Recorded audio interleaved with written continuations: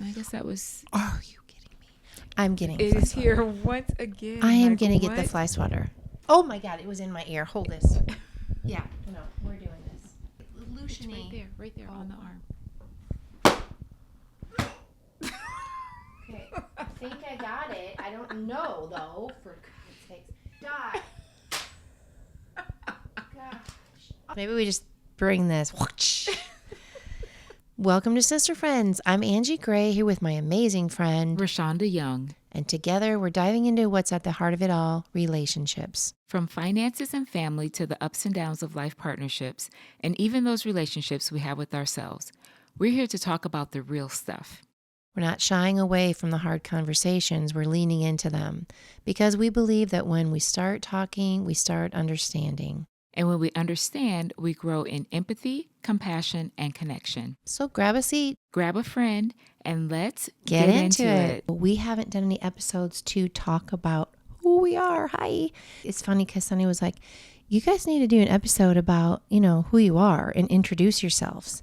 And I was like, oh yeah. She goes, not everybody knows you that's listening to you. And I'm like, okay, so that's true. I feel like...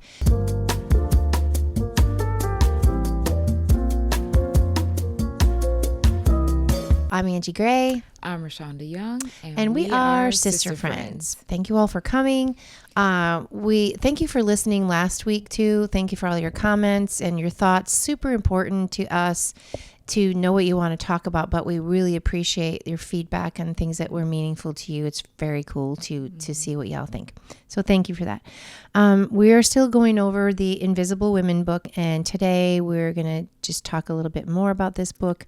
We're specifically, I think, deciding to look at chapter 5. Sure. Yep. Chapter 5. Chapter 5. And full disclosure, I was saying to ReShonda, so we have, like all of you, lots going on, and the holidays are coming, and hosting family and running a business or 2 or 3, and momming and aunting and friending and 2 new podcasts and a new bank, and you all get it, like y'all have all the things. I am supposed to be co-hosting with my dearest one, ReShonda, and this is what we're reading, right? And I'm really far behind. So I said to her, so there's a Brene Brown thing that I apply and borrow from when I'm teaching. And it's really actually such a great thing. And many of you have probably heard it if you love Brene Brown. But she talks about in her marriage relationship, and it can be applied to any relationship. For instance, if Todd comes home and Todd really feels depleted that day, or he's had a rough day, he can come in and we would report to each other like an expectation of, hi love, I'm at a level 40 today. I'm all right. I don't have the full, thing, and I might say, oh, cool. I've got you covered. I can get the other 60, I'm about 60. Or maybe he comes home and he says, I'm at 20. And I say, oh, too bad I'm at 20 also. So, it's just to gauge where we're at. So that being applied to this situation, I was like, ReShonda, I'm sorry. I know you are at least, if not 4 times busier than me and full right now. As you say, it's a season. It's a season. But I said, I'm not caught up in our reading. So she's amazing, and she's going to sort of guide us through. And, of course, once again, full disclosure, I have been listening. Well, yeah. Yeah. I love to read, but... I love to read as well, but just juggling all the things, it's easier to listen. Definitely. But I do love just to be able to sit and read. And I'll be happy when the season comes back around that I can just sit and touch my book. Read my book and flip the pages all of that, right? Yep. It's so simple things. Yep. I love an audio, but I love a book, and that we should talk about that. That's another idea. We, chalk that up to another idea, our books, because we're readers, and obviously we're reading this one. This is definitely not a sit beside your bed kind of, I don't think. No. That's not the book necessarily that you just read to relax and I think night. It's totally audio. I honestly, I would recommend having it just because I like the feel and to have it, and I can show y'all, but audio for sure for this book. Okay. Yeah. Anywho, so chapter 5 is titled The Henry Higgins Effect. Yeah. So tell me more. Yeah. So the first example that they give is about the Facebook COO, Sheryl Sandberg. Mm-hmm. And they really weren't paying attention to pregnant women in the workplace until Cheryl became pregnant. And she was like, not just her ankles and feet that were swollen, but like her whole body was swollen. Yeah. And so then she's like, well, it's hard to walk. So why aren't there parking spots that are closer? Wow. You know, or just like, there's just simple things, or like there being glass floors or glass steps What? that you walk up, you know, and you see that even Oh, sure. for Yeah. steps and things. Fancy schmancy. Yeah. Yep. But nobody takes into account that if a woman's wearing a dress, you can see straight up her dress. Oh, you know? my gosh. Yeah. I'm sure I've actually had that experience and probably was like, not even think about it. Great. That's awesome. But yeah. Yeah. So it's just talking about how it generally takes a woman in the workplace to actually point out, like, oh, why haven't we thought about this before? Yep. You know, why? Which makes sense. Yeah. It makes sense. For that, sure. You know, we have to be able to speak up and ask for what we want. Right. So it was like a whole plethora of things changed for pregnant women in particular at Facebook. Because of Cheryl. Because Sheryl Sandberg became pregnant. All right. Yeah. Okay. So what do you think about that? Like, what comes to your mind, like real life experiences? Yeah. So, well, it's actually another example from the book. Okay. And I thought about that, like, oh, yeah, that definitely hit home. So when they look at the temperature that's set for the average office, it's based on basically the metabolism of like a 40-year-old man.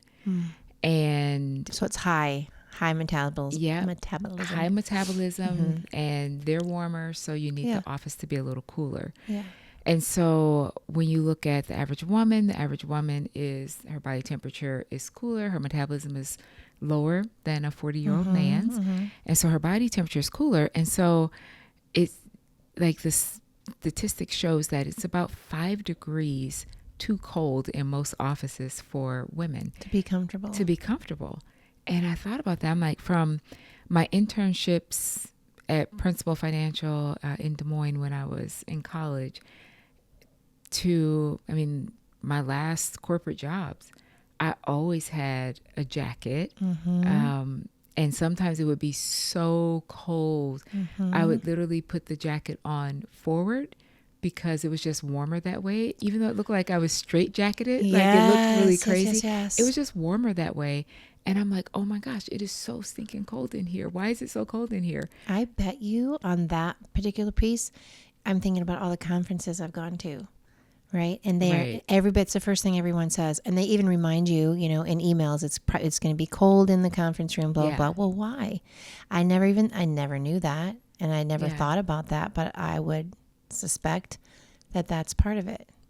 Yeah, I would guess so. It'd be interesting to get some feedback to like people that are in charge of that too. Like, you know, but according to this book, that is what it said on the majority of the places, I guess. Right. Are set the office by, settings. yeah.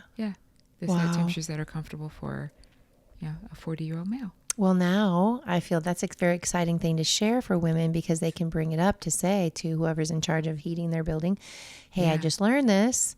What can we do about it? For sure. It's not just me, you know, being whatever, you know, it is actually a substantial thing they're bringing to the table here that, you know, that's another. Plus, I tell you, I know this is probably different than most people. Being cold makes me sleepy. Yeah. So, no, it does. It does. Yeah, me too. Me too. I'm sitting in a cold office or a cold conference and I'm like kind of shivering, and then I've got a little jacket or something on. I'm getting sleepy. I'm getting really sleepy. Yeah. Agreed. And I think you can't pay attention either when you're sleepy and or it's just freezing to death. Uncomfortable. Yeah. You know. So anyway, I thought that was interesting. Can I talk about the pregnancy thing to do please with do. That no one paid attention, no one really realized because you don't know what you don't know, And then they became aware, and thankfully Sheryl Sandberg, sorry, had the power to make some changes. So that was really good. And now it's in this book, and now we're talking about it. So those are good things. It made me think about a story that I came across from a friend who shared on LinkedIn. My friend Melissa Mills, and it might have come from Rebecca Love, both incredible nurses in the healthcare field, and they're innovators. And they shared a story. I wish I knew their source, but they shared a story of a woman who was pregnant. And I'm trying to think, you guys, if it was a nurse, I can't remember if it was someone in healthcare or not. But this woman was pregnant, and she asked for time, leave, for pregnancy leave, whatever. What's that called? Oh my gosh, what's it called? I've had Maternity 7 children. leave? Thank you, maternity leave. And for whatever reason, it wasn't in their policy and procedures thing. It wasn't part of what they'd done, which is insane to me. But I actually ran into that about 6 months ago, of not even a brand new company, but an organization with several communities that did not have in place anything for maternity leave, and 90% of their employees are women.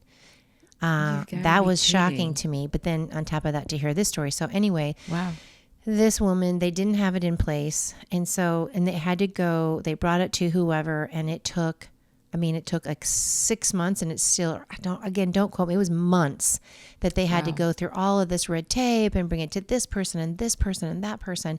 Finally, they came to, okay, yes, we're going to implement this. This is what it looks like.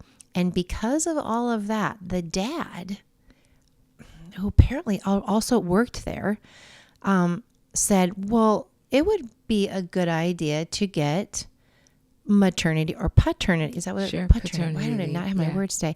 For the father. And guess what? It took 0 time for that to pass. They passed it the same day that they said yes. Really? Mm-hmm. Wow. Yeah, I just think that just still, even repeating the story, it's like that just needs to sink in for a second.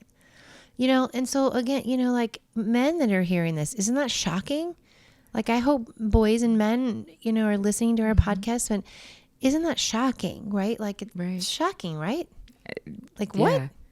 And when I shared this story, it does take a minute because it's so ingrained, not for me. For me, it was like, well, don't you get it? Like, wait, what don't you get about the audacity of that? I shared this in my little circle, and there were a couple folks in that particular circle that Sunday morning that were just a little bit like they didn't quite catch why that was a big deal. Yeah. Because these particular folks were men, and so amazing men. Yeah. But also it just took a minute to go, okay, but that just wouldn't have happened. Historically, and why this book is so important. Yeah. And there are other books like this that, had it been a man that was asking for leave for whatever time, it certainly wouldn't have taken that long. Right. So wouldn't have taken that long. And then if a woman then on top of it said, oh, well, good idea, can I have that too? Likely they would not have said, sure. Right. Great idea. Same day. Awesome. Immediate. You enjoy that time off. Right. I love that they're both getting it. That being said, I do too. That's great. Too. Just, eye-opening. It is eye-opening. It is. And even I was sharing with you the story. It's actually from chapter 4. Okay. About women in music. Yeah. And how in like before the 1960s, when they looked at women in music, and then they particularly looked at the New York Philharmonica, whatever it's called. Sounds right. Okay, close enough. And so there were like no women in music there. Like, it was all men. It was dominated by men. And then it was like there was one woman who got in. I want to say it was either the 50s or 60s. And then they started putting up these barriers. So like you couldn't see who was actually auditioning. And at that point, then women became like 50% of. And this is our country. Yeah. So it was like in the 1980s. What? Yeah. It was like by the 1980s. No, then stop women, it. Hold on. Seriously. I am. Yeah. So serious. Yeah. Chapter 4. Do you see why? This is why you read it and you have to put it down and you have to go, wait, what? Like, what? I know. There's so many things that we're just like. What is happening? This Sunshine is going to be appalled. She's our producer and she also writes and sings music and she will be appalled. Yeah. And so, and still today, I guess the numbers are women make up about 45% of the musicians. But that didn't start until they started putting the barrier up so that they couldn't see who was actually auditioning. I don't understand. It doesn't make sense, right? It doesn't make sense. So wait. It's not clarify like what you just said. Better overnight at music or whatever, instrument they were playing or whatever they were singing. Well, not singing really, but instruments. Okay, so a clarity question here. You said, so they put this barrier up. So this is when they've already let them be part of, let us as women, they've let now women come in to be part of the symphony, but they're a barrier here so that people can't see, or it's during a tryout period? During the tryout period. Yeah, so during the tryout period, when there was not the barrier, and the judges could see, they picked all men. But then they put the barriers up and they couldn't see, and it became like 50%. Gosh. I just like, are we idiots? Like the stupidity of it is right. What? Yeah. Like you shoot yourself in the foot. What are you talking about? I know, what right? are we talking about? In the 80s, my mind is blown. I know. Crazy. What? Yeah, that was pretty eye-opening to me. Like, what are you talking about? Like, that's really crazy. See, I don't know. We might need to be done right now because I can't get my head around it. Think about just like the quality of the show that they want to produce. Yeah. You want to get the best person. It doesn't matter the gender or the race or anything else. It shouldn't matter. You just want the best output. Yeah. The best output, the best outcomes. Beyond. I mean, so many applications to that. It's making me think about how often have we heard not enough. That's the answer to my question before it's fully formed, is women in acting. Mm. How often have we seen, first of all, not getting the parts at all, but then as we age, that breaks my heart. Men are so handsome, quote unquote, as they get older, fine wines, and women are not getting the jobs because they are aging. Right. Yeah, I am so proud of so many women in that space that I have seen. The amount of pressure just to continue to do what they're excellent at, to look a certain way, to be different. The pressure on us just as average Joes here, but for people that are in the limelight like that, and that is their job, that's a disgusting, disgusting history. Obviously we are now broadening our view of the insanity of it all. We are, but still, even when you look at like newscasts, whether it's local or national. Gross. I'm so grossed out right now already thinking about it. Yeah, you just look and you're not going to see, generally, you're not going to see a 70-year-old woman. No. As the Dude, anchor. I'm going to be in my prime when I'm 70. I know, right? Like, I honestly, yes. Anyone who is my age and over is also thinking, or close to it. Yeah. I told my sisters when I turned 40, I said, you like the Velveteen Bunny? I said, did we know each other when you turned 40? Yes. No, I don't remember. I think it's probably pretty close. Pretty close. I feel like I shared this 40. With you. If I didn't, you get to hear it for the first time. Okay. I, for my own self, just felt like a real, I don't know, like comfy. Not fully. I'm way comfier now. Mm-hmm. But I started to get like, all right, I've got something to say. Yeah. And it's okay to say it. And all the things, like it started when I was 40. Like if there was a milestone. Yeah. And I would tell my sisters, when you turn 40, you are like the Velveteen Bunny. You get real. That's when you're real. Like, you are a woman now, lady. Welcome. It is so funny that you say that. I didn't realize that. But in my 20s, like early 20s, like college, 2021, and I remember I would always look at women like in their 40s, and I'm like, man, I'll be glad to get there. Really? Women, like, it's just something that I could see different about a woman, like right in her 40s. It was like some shift, and it was the most beautiful shift. And I'm like, I hope that happens for me. You know, it was, I actually looked forward to 40. Yeah. Even in my 20s and 30s. I don't know. That's cool. Yeah. I don't know that I... beautiful about a woman getting to her 40s. It was just a different confidence, or I don't know what exactly, but it was just like all the things. I'm like, I want that. And now I know women that are older than me that are, well, my mom, for instance, your mom, right? Yeah. Like what they've... That's a podcast. That is, right? Let it please be a podcast, because that's clamping me right now. As much butting heads and all that my mom and I have been through, and the conversations with my sisters and myself and my mom, and the annoyances that I still feel to this day about my mom, that I'm like, wow, Angie, okay, your kids are feeling that presently about you. Back it up, you know, like, but like the amazingness, like the example. And I know that is not, unfortunately, true for everyone, but I've been very fortunate to have the mom that I've had, and the example she's been, and your mom, from the things you've told me. Oh. She's so amazing. She really is. And even as a little girl, I would just like, I remember being in my room, I'm like, God, thank you for the mom that you gave me.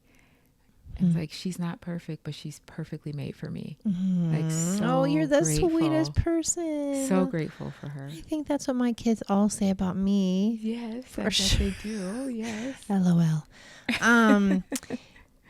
So back to moms, and like going back to full circle to pregnancy stuff.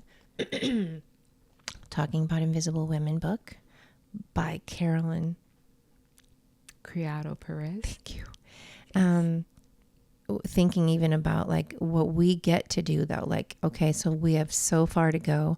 Angie Gray, 57, just learning about, I mean, so many things. The book is just like taking it to the next level, but really waking up to my responsibility, the things that have been handed down to me that I didn't ask for, sort of, you know, that things that I've based decisions on, ideals on. Lots of things is we have a long ways to go. And thinking about my mom, your mom, what they have then set a foundation on top of their foundation, you know, is pretty remarkable. Thinking about, well, they didn't get anything. They couldn't actually. Do you know that when for us, when our parents had us, my mom wasn't able to have my dad anywhere near that room, right? Same for you, right? I don't know. Yeah. Oh, I'm sure it is, because they're about the same age, my mom and your mom, right? Yeah. Yeah. And well, I was born in a Marine Corps hospital, so my dad was in the Marines, but I don't think that was any different. And here's why. Okay. Well, I know that because she told me, but when I had Shannon, our oldest, in 1985, the rooms were not like they are now. They were not comfortable. And I remember getting to then our second child to Abby. I was like, oh, I felt like I was in a hotel suite. It was just like fantabulous. But Shannon, I was literally wheeled in to a surgical room, all steel. I was on a steel bed, you know, all these bright lights everywhere. Everybody was gowned and masked, and it was not a welcoming experience. So just thinking about that compared to what the little bit of any sort of comfort or, I don't know, honoring that you are this woman having this child, you know, like super, super different. Very different. Very different. So glad that probably a woman, you know, in some leadership position who has changed things. Yes, just like Cheryl. Yeah. Somebody spoke up and said, hey, what about this? And that's our responsibility. Yes, it is. When we get into positions where we're able to affect change in a positive way, we need to do it. Okay, now this is all part of it. Okay, so we're staying on track. And every time I remind myself to stay on track, I'm going to thank my daughter-in-law, Olivia Godfrey Gray. Thank you, Liv. But it does come full circle. It's just so rich, right? I feel like the conversation is just so rich. But thinking about, oh no, what did you just say? Shoot. Oh, so the babies and the women, the woman for the whatever woman likely that it was that said, oh, maybe we could make these women more comfortable. Right. It may have been a nurse. It may have been a doctor that had a baby and was like, well, this is bullshit. Why are we doing this? Hi. Right. Could I have a pillow? Yeah. Once they're able to be back there with their lived significant other. What did you say last week that we talked about? The lived experiences of someone then that has the courage. Here's the next layer to that for me was, so, we're making this up, but, predicting or assuming that these things happened. So let's just say it was a woman and she had an experience and she had an opportunity to speak up and say, what about this? Yeah. How about this idea now? Because this is off the backs of conversations I have all day, and I know you do, about trusted cultures, about how hard it is, number one, for a woman to speak up still to this day, and what that opportunity cost has been. Yeah. Holy moly. Right. However, in every single case that something like this has happened, a woman has had to have had the courage, and I hope that there has been a space where someone has listened, right? Right. And so the courage to speak up and push forward and ask for what you want and all those things. And at some space, there was trust somewhere enough that could move forward. Somebody heard, somebody was willing to think differently. Right. Someone was willing to see another viewpoint and new perspective to think differently. And that is how the change happens. Like starts with me thinking differently. It does. I have an idea. Oh, I can change my idea to I'm too scared to talk about this cool idea and I'm going to do it anyway. Right. And then the two parts that really move it forward is the other person, right? Going, okay, I hate that idea, or okay, I'm open to that idea. Right.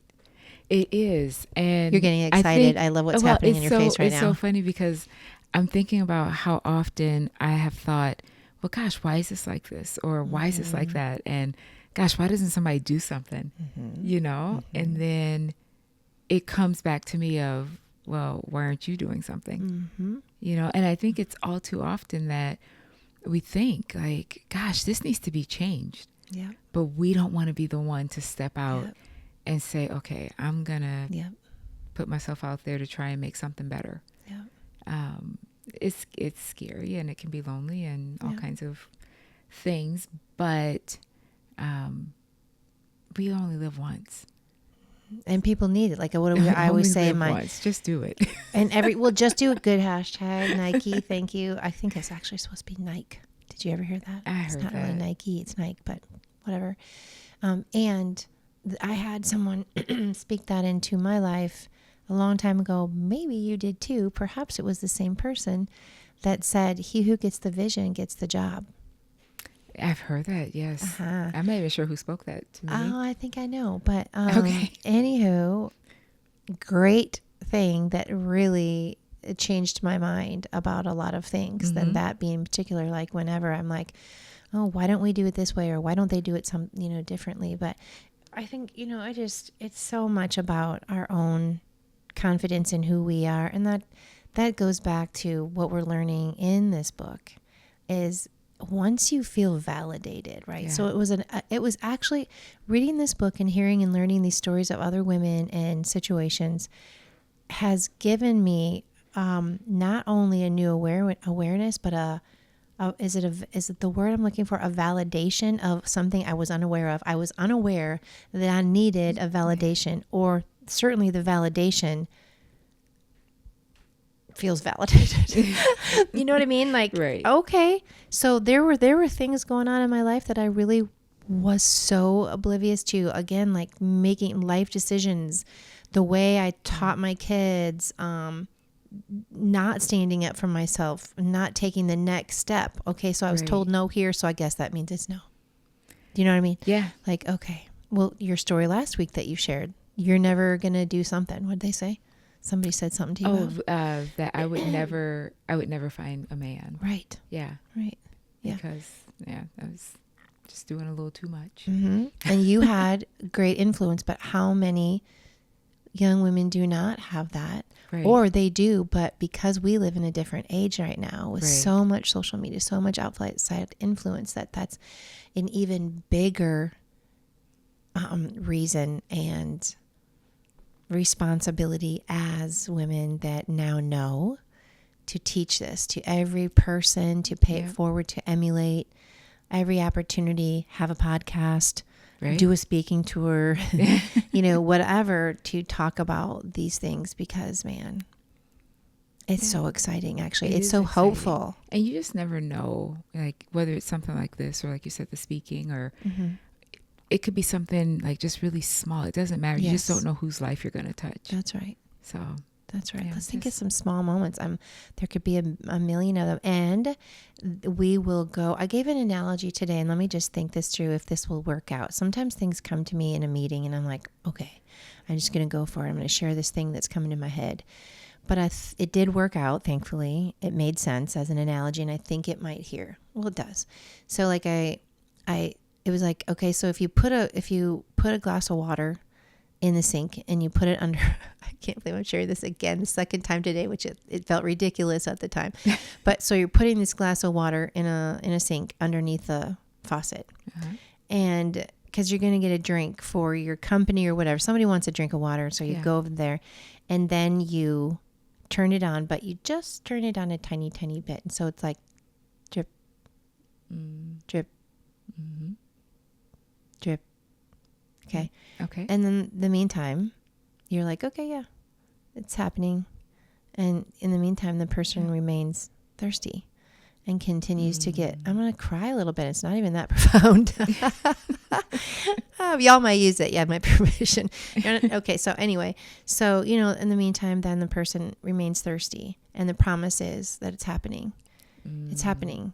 Or me that is controlling the faucet. I can go over and I can turn the faucet on full blast and get you a flippin' drink. Right. So that. And it takes nothing from you to do it. It doesn't. It was a mind shift. Oh, I can turn that on all the way. I've always done it just drip, drip. But I'm going to turn it on all the way now.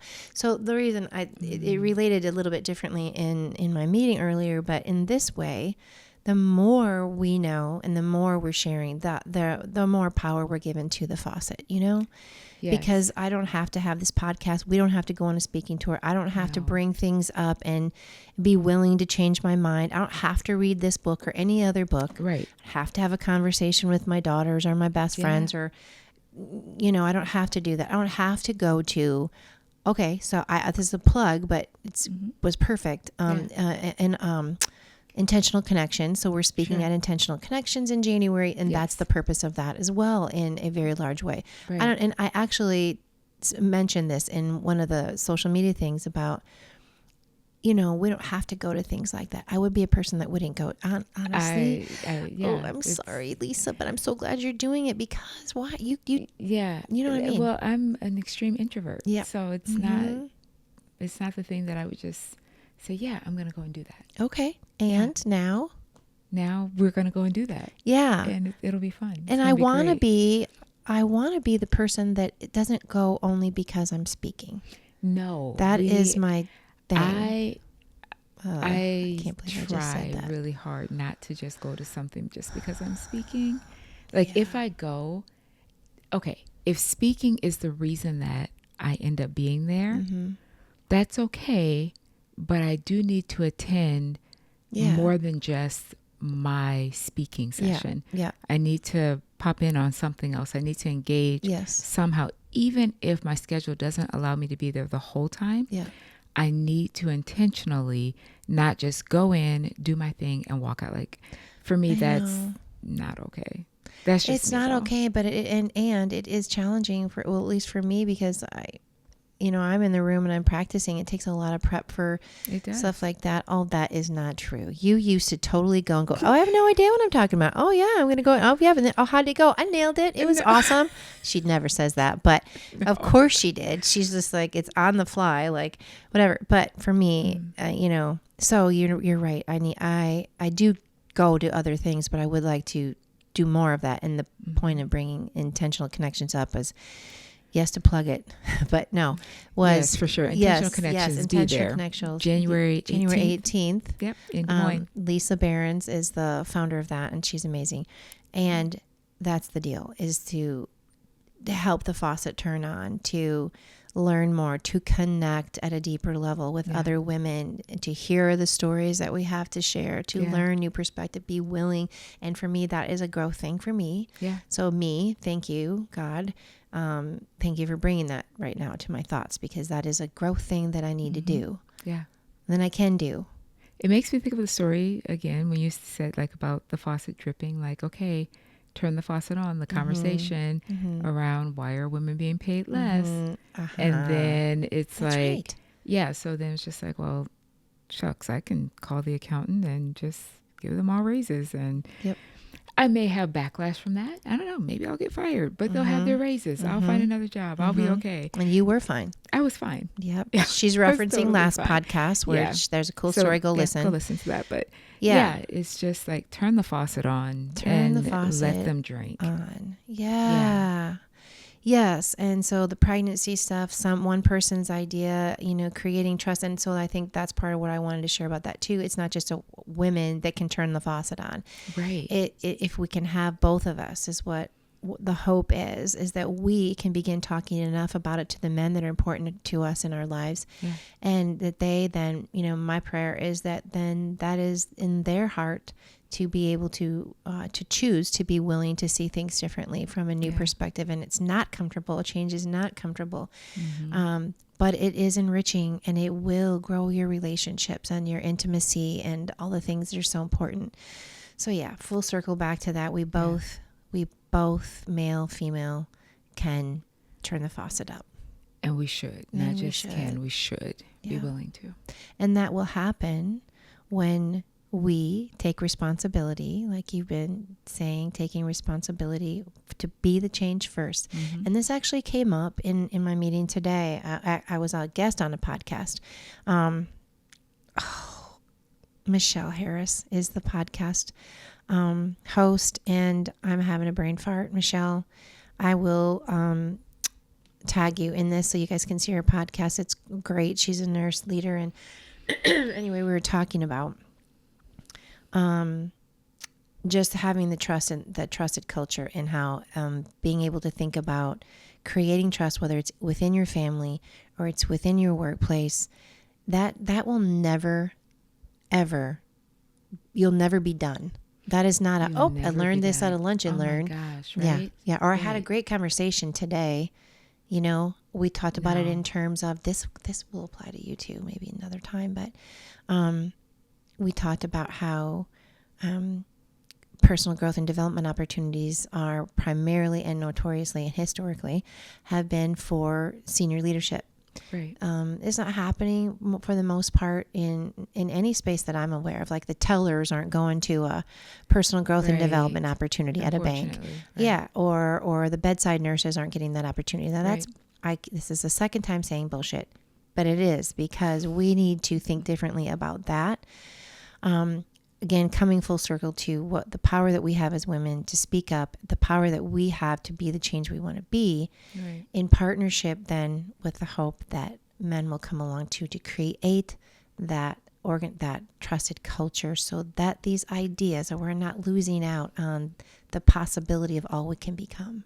Right. And then just understanding that just because like you're standing up for the rights of women doesn't mean that your rights are being taken away. That's right. It's kind of like the event in 2014. Yeah. It's when women succeed, America succeeds. Yeah. Like when the women in the family succeed, the whole family succeeds. That's right. It's like we win together. That's right. And so, sometimes it's that scarcity mentality. Yeah. And it's around things where there's an abundance. Like, just because I get doesn't mean that you lose.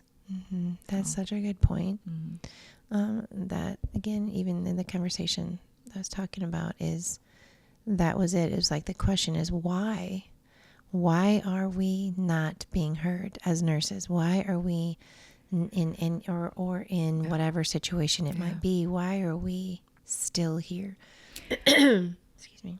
Yeah, and just a very fresh instance with the bank where myself and a very influential female who has just been an incredible ally has been trying to get this meeting set, and with executives from an organization. And I mean, we've been trying for a couple of years to get in, and there is a male on my team. Get into a meeting? It's a pretty important meeting that we've been trying to get into. 2 women? Yeah. Okay. And the male on the team, he's like, hey, have you made a connection with this organization? And we're like, and I said, yeah, we're still trying to get a meeting with, leadership or whatever. He makes a call or sends an email, however it was. And literally that very same week, then things start to move. Like, this is just happening. Like, we're in the midst of this right now. Mm-hmm. And, my friend and I, we just kind of laugh. We're like, well, if it took a man to do it, whatever, at least it's getting done. Mm-hmm. At least he's got that door open. Mm-hmm. But, I mean, it's a door that truly, with her position, she should have been able to open that door. And the fact that, like, he's not even close or a part of that organization, she just knows someone who's really. So it was. That was in my mind. Was he like some big wig that had direct access? It was just an email. I know someone there. Yeah. And so then it's like, we got to do this. Let's move this forward. And so, and grateful, got to move forward. Yeah, that he's willing to step in and say, hey, I can make that call. Mm-hmm. Hey, I can set this meeting up. I know it's taken a while. Hey, have you got that done? Yep. Nope, we're trying. Yep. Let me do it. And thank you. Mm-hmm. Thank you for doing that. Mm-hmm. Because the project doesn't move forward if we don't have allies. Mm-hmm. We have to have allies. So that stinks that it takes so long, but it's so familiar, right? In so many ways, you have me thinking about so many things. I think closing on the note of what I would want to say, and then you could tell me how you want to close, or your final thoughts, I guess, until we meet again. And we will likely do another chapter here, if not next time, the following. We'll finish this book up with you guys. It is all of the things that we've been talking about, the Facebook, the Philharmonic Symphony. That's wrong. Apologies. It's like so close, maybe. Yes. Yeah. Those 2 examples that we shared today. The things that we can control. I can control me, what I think about me, what I choose to learn about me, and how I show up to love the people that I love, lead, and serve. That responsibility that I choose. I can control that. And, we don't get to influence people. So my bag is always, my part of my purpose I get to do in serving, y'all know, is communication and effective communication. And we can't influence folks. I was thinking about Cheryl. I was thinking about the woman who we made up in our minds about that changed the pregnancy birthing room. I'm thinking about women that have gone before us in the Philharmonic. That's how you say that. Yes. Right? That at some level they had to have not only courage, but effective communication skills to influence. Like what you're saying, okay, you didn't get angry and start bad-mouthing whoever wasn't taking your meeting, right? Right. You're influential by also the things that you're not saying in many cases. Right. So just the idea that we are not powerful because we haven't been given, or society has you know, paid forward this idea of who we should be and how much we are able to grow and what positions we can have and what we're good at and we're not good at. We are powerful human beings, and it's up to us to figure out where that is best played out and how to communicate with others to have influence to move it forward. And that, I think, at the very tangible level is what our responsibility is, to learn how to articulate, to learn how to effectively communicate, regulate our emotions, be emotionally intelligent. That, because it is a gift. It is a gift, but it's also a massive skill to master. Absolutely. That was so good. Oh boy, thanks. Yeah, so good. Not much to add to that. Yeah, just really when we are in a position to change something, we need to do it. And you know how I am about living in fear. Yeah. Like, that's not an option, We live one life, and we really I want to make my life count for something. I want to make sure I've lived out my purpose. Yeah. And I don't want to walk in fear of, well, if I do this, is this or that going to happen? I know some people are like, that's not realistic. If I get fired, I've got these things to take care of. Yeah, I know, I do too, but that's where my faith comes in. But I just know that a lot of times we do have an opportunity to use our voice, but fear of what somebody will think of us will sneak in there, and it steals from us. Yeah. It steals from other people as well. Yeah. Things and don't you think that's part of the practice of communication? I think because you're the words you're saying to yourself, the thoughts that you're saying about yourself. I mean, there's just all of it comes back to how we think about us, and those that's the cause. How life is shown up for us is effect. Yes.